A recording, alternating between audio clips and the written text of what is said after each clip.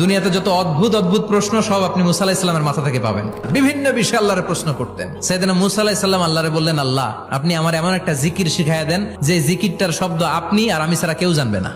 দিনে রাতে সব সময় এই জিকির আমি করব, আপনারে ডাকবো, কিন্তু শর্ত হলো এই জিকিরটা জানবে শুধু আপনি আর জানবো শুধু আমি। আল্লাহ বললেন, মুসা পড়ো লা ইলাহা ইল্লাল্লাহ।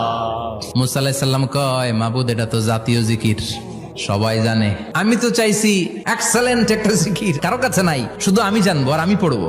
আল্লাহ বললেন, মুসা এই লা ইলাহাকে যদি এক পাল্লায় রেখে দাও, তাম বিশ্ব, 7 আকাশ 7 জমিনটারে তুলে যদি তুমি আরেক পাল্লায় রেখে দাও, লা রাজাহাত কাফাতু লা ইলাহা ইল্লাল্লাহ, মুহূর্তের মধ্যে লা ইলাহার পাল্লা ভারী হয়ে যাবে।